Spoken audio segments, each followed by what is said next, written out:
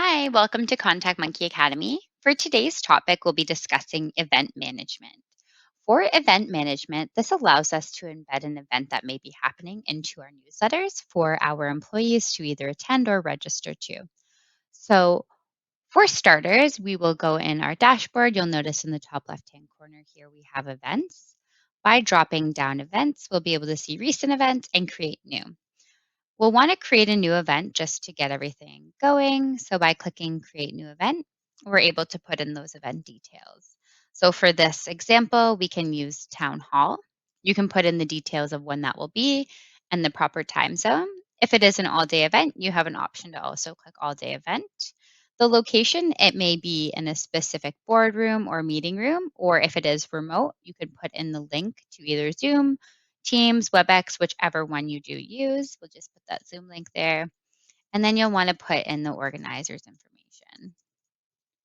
So now that we've put in that information, we can then put the event description, which will probably be an agenda to that event. You'll notice here I have an overview, and then I put leave questions in the comment section for Q&A. That could be an option for you. We do have the ability to turn on that comment section when they do have that registration form open. You can also include leaving whatever they would want in the comment section. It is whatever is relevant to that event. Now that we've turned that on, we can preview the landing page. So this is going to be what pops open for them once they have registered for the event, showing them that description, where they can access that. And once they've registered and left any questions that they may have had, this will give them the option to download the calendar file into their calendar. Now that we've double checked that everything looks up to our standard, you'll download that calendar invite and then save the event. Once it is saved, we're going to now embed that into a template.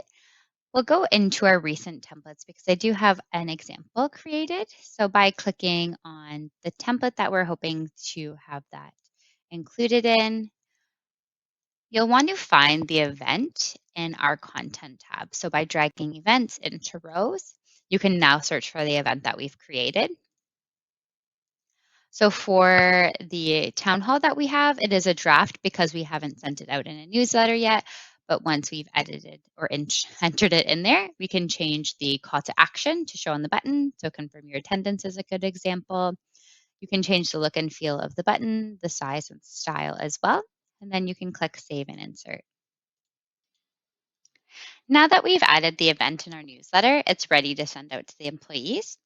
Once we've sent it out, I will show you what it looks like on the back end once we've had employees register. So by saving and exiting and just going into recent events, we can see examples of different events that have gone on. So by clicking into our 2021 performance review, we've had 350 registrants. As you scroll down, you'll be able to see the time that they've registered, their first and last name, email, and then any comments that were relevant to this event. And then you can see that you have the ability to download that list and then have a follow-up with the registrants that did attend. Awesome. So if you have any questions or would like further training or help on this, feel free to reach out to your customer success manager. Thanks for your time.